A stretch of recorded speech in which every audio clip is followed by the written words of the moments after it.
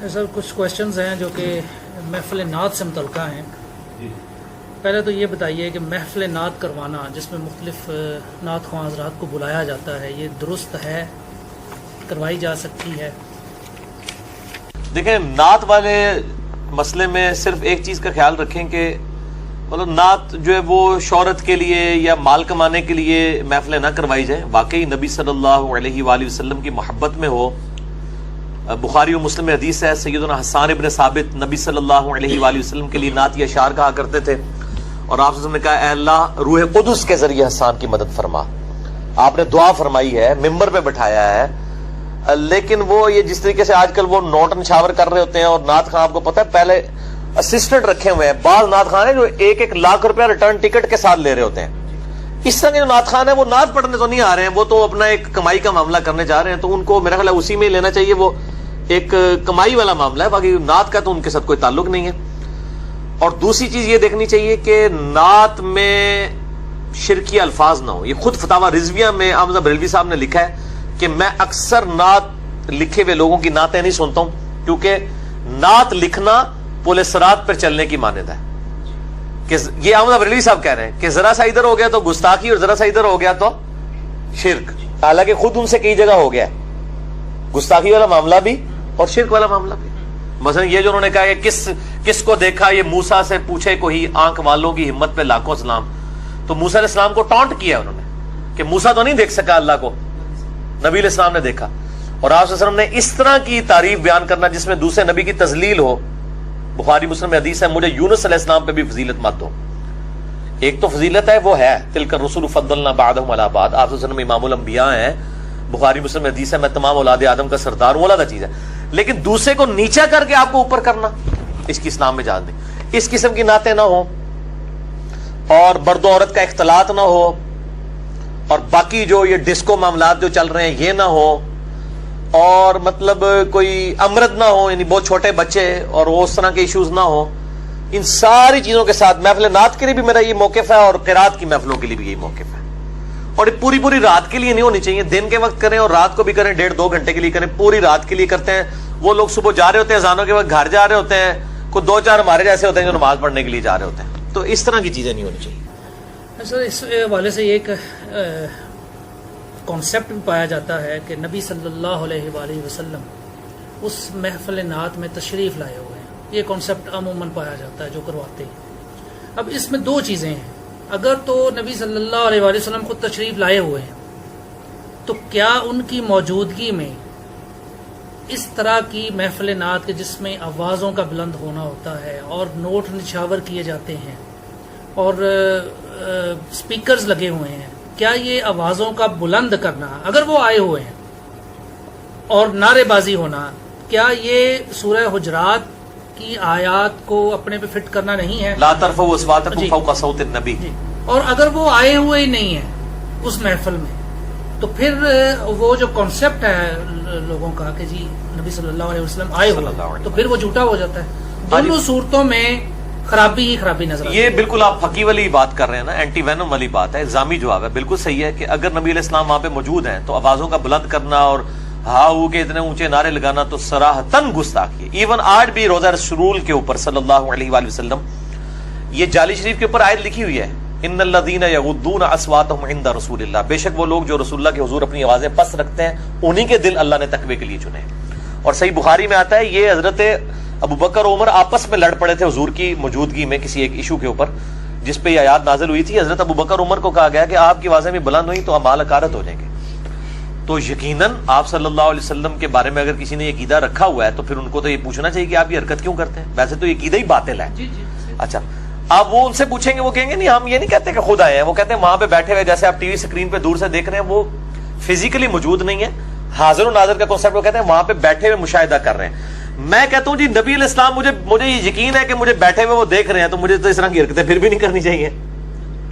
ٹھیک ہے, مطلب آپ کا استاد آپ کے گھر والے کئی چیزیں دیکھ رہے ہوں تو آپ جو ہیں وہ مطلب شرم کرتے ہیں کہ یار اس قسم کی کوئی مطلب مجھے بےہودہ حرکت نہیں کرنی چاہیے, کوئی سیٹی نہیں مارنی چاہیے, کوئی طرح کی. تو پھر نبی صلی اللہ علیہ وسلم اگر دیکھ رہے ہیں اس صورت میں بھی غلط ہے اگر انہوں نے وہ عقیدہ بنایا ہوا ہے. ویسے تو یہ عقیدہ ہی اس طرح کا نہیں ہے, ایسا نہیں ہے عقیدہ.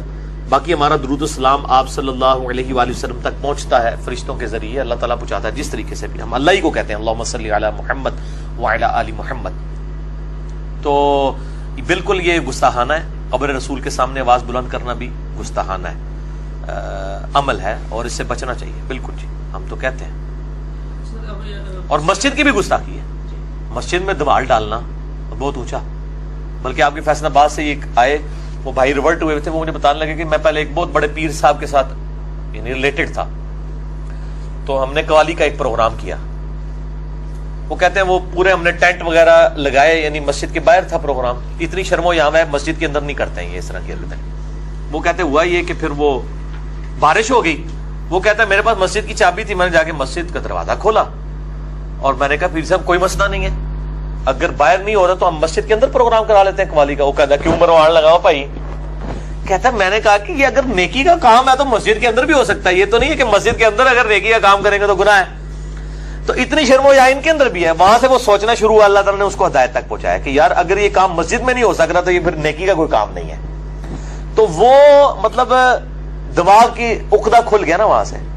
تو اگر یہ سمجھتے ہیں کہ اس قسم کے یہ کام جو ہے وہ نیکی کے کر رہے ہیں تو ان سے پوچھیں کہ نبی صلی اللہ علیہ وآلہ وسلم اگر موجود ہوں ان کے سامنے اس قسم کی اوٹ پٹانگ حرکتیں کرنا، کیا آپ اس کو صحیح سمجھیں گے؟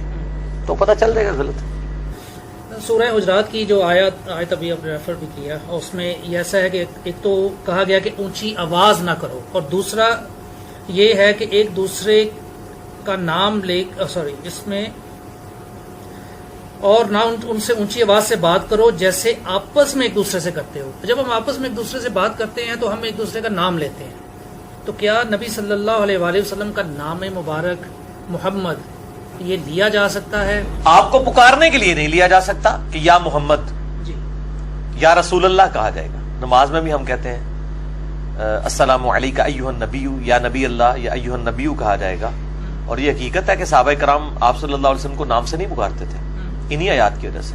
اور میرا وہ جو کلپ چڑھا ہوا ہے نا یا رسول اللہ سے متعلق صحیح عقیدہ کیا ہے، لاکھوں لوگ دیکھ چکے ہیں، اس میں نے یہی چیز بیان کی ہے کہ آپ صلی اللہ علیہ وآلہ وسلم کو آپ ادھر آج کیسے گزر کے آج تو بیٹھے اپنی جگہ پہ، آپ صلی اللہ علیہ وآلہ وسلم کو آپ یا رسول اللہ کہہ کے ہی پکاریں گے، یا محمد نہیں کہیں گے. ویسے محمد، اور یہ پابندی بھی صرف ہمارے لیے ہے امتیوں کے لیے.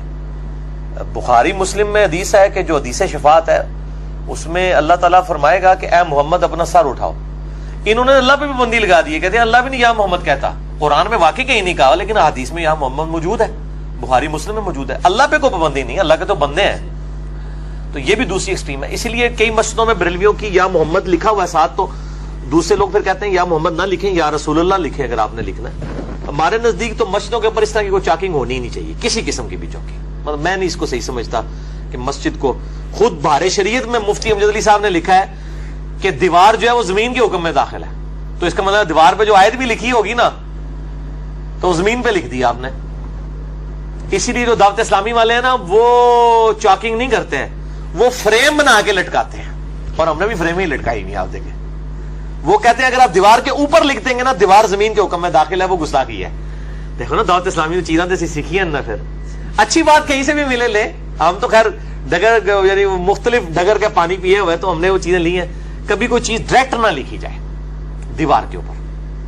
تو یہ یا اللہ یا محمد والا جو معاملہ ہے نا یہ بھی مطلب نہیں ہونا چاہیے اس طریقے سے.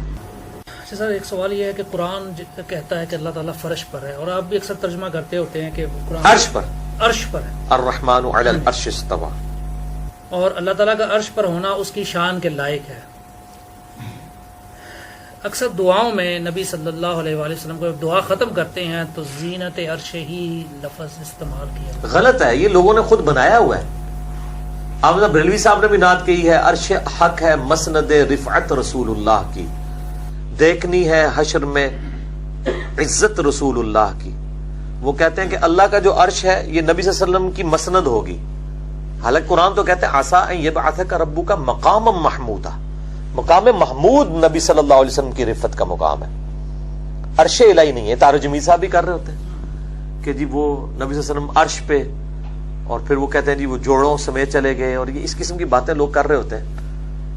عرش تو اللہ تعالی کی جو ہے وہ خاص تخت ہے اور سورہ بنی اسرائیل میں اللہ تعالیٰ نے فرمایا نا کہ اگر اللہ کے علاوہ اور کوئی الہ ہوتا ضرور عرش کی طرف راستہ تلاش کرتا کہ تاکہ اس کے تخت حکومت پہ قبضہ کرے. وہ اللہ نے تو اپنے ساتھ مخصوص کیا, وہو رب العرش العظیم, اور عرش مخلوق ہے. یہ بات سلفی علماء میں اب نام نہیں لیتا, بالکل پرٹیکولر ہو جائے گا. وہ عرش کو بھی قدیم مانتے ہیں نعوذ باللہ. یہ تو عقیدہ کفر ہے. وہ کہ رب العرش العظیم ہے. وہ کہتے ہیں چونکہ عرش پہ مستوی ہونا اللہ کی صفت ہے. یہ دیکھیں نا ان کی فقہ کتنی کمزور ہوتی ہے. کہتے ہیں اللہ کی صفت ہے عرش پہ مستوی ہونا, تو اللہ کی صفات تو قدیم ہے, تو عرش بھی قدیم ہوا. سبحان اللہ. یہ کیا فارمولہ آپ لوگوں نے لگایا اللہ کے بندو؟ عرش مخلوق ہے, ٹھیک ہے, تو ظاہر ہے کہ وہ جب اللہ تعالیٰ ثم استوى علی العرش ہوا ہے, قرآن میں جب بھی ہے اللہ نے زمین و آسمان کو پیدا کیا, اس کے بعد عرش میں مستوی ہوا, اس سے پہلے عرش میں مستوی نہیں تھا. تو تانوں کی ٹینشن ہو گئی ہے استواء علی العرش دے عقیدے دا, کہ وہ یہ قدیم عقیدہ تو نہیں استواء علی العرش کا, بعد میں مستوی ہوا ہے جیسا کہ اس کی شان کے لائق ہے, اور ہماری رگے جہاں سے ہمارے قریب ہے جیسا کہ شان کے لائق ہے. میں یعنی نہ سلفیوں والا عقیدہ رکھتا ہوں نہ حنفیوں والا, میرا درمیان میں ہے کہ معیت کی بھی میں تعویل نہیں کرتا اور استواء علی العرش کی بھی تعویل نہیں کرتا. لیس کمثلی شیء وہو السمیع البصیر, سورہ الشورى آیت نمبر 11. اللہ کی مثل کوئی شے نہیں ہے, وہی سننے والا وہی دیکھنے والا ہے. تو نبی علیہ السلام کے بارے میں یہ باتیں کرنا انتہائی گستاخانہ ہے. اسی طرح یہ کہنا کہ جی نبی علیہ السلام کی قبر جو ہے اللہ کے عرش سے, خانہ کعبہ سے, کرسی سے افضل, یار یہ ان بحثوں میں آپ کیوں پڑے ہوئے ہیں؟ نبی صلی اللہ علیہ وآلہ وسلم نے جب ان چیزوں کو ڈسکس نہیں کیا, آپ کیوں کر رہے ہیں؟ پھر وہ کہتے ہیں نہیں نہیں, وہ جو حصہ ہے زمین حضور کے ساتھ ٹچ ہے, چونکہ اس مٹی سے آسم کی پیدائش ہوئی ہے اور آپ مخلوقات میں سب سے افضل ہیں, اس لیے وہ والی مٹی جو ہے وہ عرش سے افضل ہے. دیکھا کیسا فارمولہ لگاتے ہیں بھائی, جس مٹی سے آپ پیدا ہوئے ہیں نا وہ مٹی وہی تھی جس سے آپ کا جسم بن گیا, جو باقی بچ گئی نا وہ مٹی وہ نہیں ہے. قبر مبارک کو عرش سے افضل نہ کہیں. ہاں آپ نبی علیہ السلام کی مبارک ذات کو اگر اللہ کے عرش سے افضل کہتے ہیں ہمیں کوئی حرج نہیں ہے, مخلوقات میں سب سے افضل آپ ہیں, یہ کرالری آپ بنا لیں, ٹھیک ہے. قبر مبارک کو افضل نہ کہیں نہ, کیونکہ قبر سے جو مٹی اٹھا کے آپ صلی اللہ علیہ وآلہ وسلم کی تخلیق ہونی تھی وہ ہو چکی. اب جو باقی مٹی بچی ہے تو وہ صرف قبر کی تو نہیں ہے, پورا ریاض الجنہ ہے, پوری زمین ہے, کسی نہ کسی فارم میں تو مٹی سے جڑی ہوئی ہے. یہ میں ٹیکنیکل گفتگو, چونکہ اب یہ ٹیکنیکل گفتگو ہے, یہ کتابوں سننے والی نہیں ہے, یہ ضربہ تقسیم والی ہے, تو NG ہوئے گی پھر گفتگو.